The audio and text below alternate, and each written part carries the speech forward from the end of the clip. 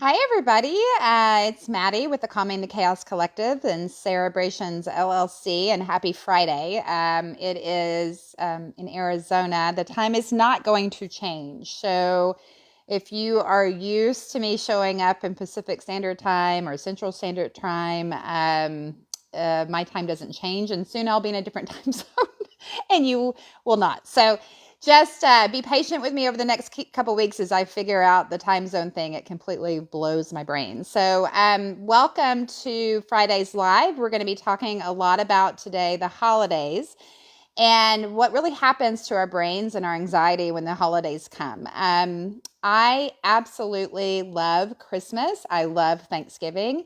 I'm super excited to be going home to Texas this year. I don't usually go home during Thanksgiving, so that's super exciting for me.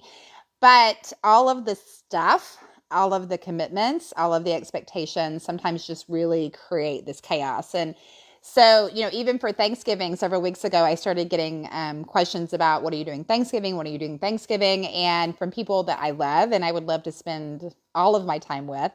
But immediately I start this, okay, there's an expectation here and can I meet it? And what is going, it's just this sense of trying to figure out how to give people what they need, and it really creates a lot of anxiety for us when we do that. And so today we're going to talk about 3 ways to decrease the anxiety and decrease the expectation of oh my gosh, I'm already stressed out and this is it, just that brain chaos that we do. So one of the things I would recommend is, and actually, I saw this post and someone sent it to me, and it said November is the month of no, because November, and I love that. I think the very first thing that I try to do, and I always recommend my clients do, is to just don't respond.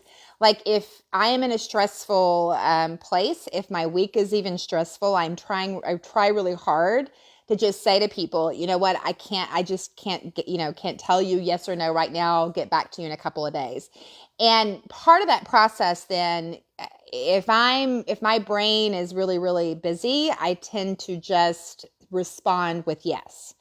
I just say, yeah, here, okay. Oh yeah, I can do that. Oh yeah, I can do that. And it's that automatic response of learned response over time that I need to be pleasing people, right? And so whenever I get more stressed, and we talk a lot about intentionality here, and whenever I get more stressed, that intentionality goes just down the tubes. And so I really try really hard to stop and say to myself, okay, how am I feeling about this? And if I can't make a decision, don't say yes. I actually spent a lot of years doing the exact opposite intentionally. So when somebody asked me to do something, I would say no. And then I would go back and go, oh, wait, yeah, I can do that. But so that's just a kind of a side comment on how you can handle things. But if somebody is asking you to commit to something, it's really, you need to stop and say, I'm not in a good space to make this decision. So I'll get back with you later. So that's one way, is just to not respond yet. And give yourself time to make a decision about whether that's the best thing for you and the best thing for your family in that moment.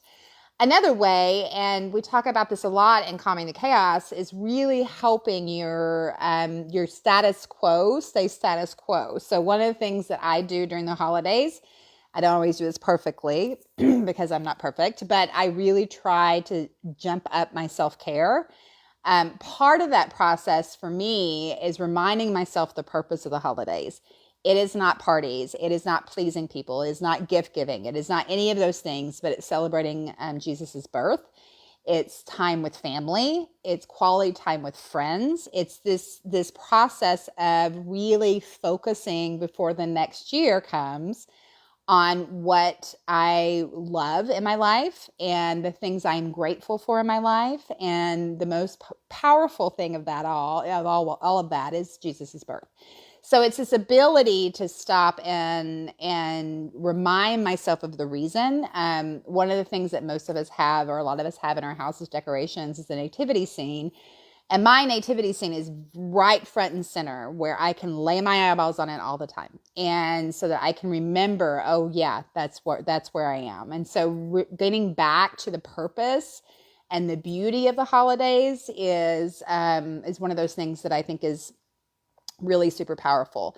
The third thing I think is just to really, seep yourself in traditions.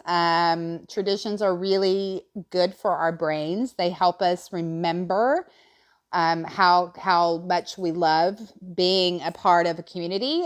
Traditions really help us connect with our family and our roots. And so just seeping yourself in those traditions are a really great thing. Several years ago, we were just really struggling during holidays for different reasons. And so I pulled out, as when I was a kid, honestly, I hated it. But my mom used to every year make us do popcorn garlands for the tree. And I absolutely hated it. But of course, that's because I had to sit there and do it. Now, when we were dealing with this really crazy thing that I just didn't know what to do with, I pulled up the popcorn and I went back to a tradition that was rooted in my family and had so many beautiful memories around it. And put my son and I sat and did the popcorn and garlands to put on the tree. And the cool thing about that is that it forced us to stop, to be still, to talk about memories, to talk about all those things that make our brain really happy, and remember, one of the things we talk about is when we're fearful that amygdala lights up and the frontal lobe shuts down, and then we can't think through what we need. And so this process of remembering puts that frontal lobe back in gear and can really help us get where we need to be. So I think one of the things that I would really suggest you do is go back to your traditions.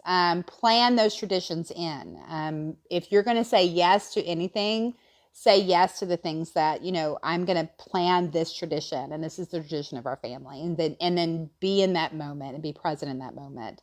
So, I think one of the things that we've been talking about this week, and again, I talked about this in the beginning of the video, is really the expectations. And there is something that feels so like pressure to me when I feel like someone is expecting something from me that I'm not sure I'm going to be able to give. Here's the thing I want to remind you is that that's our brain talking. That's not the other person. And so this ability of ours to be able to go, oh my gosh, they're expecting something from me, means you're mind reading, means that you really need to stop and say, okay, is this about me or is this about them? And usually it's about us and our own expectations and perfectionism that we put on ourselves. So just think through the expectations as we go through the holidays, and we'll continue to talk about it. And I will see you guys next week. Okay? Thanks. Bye.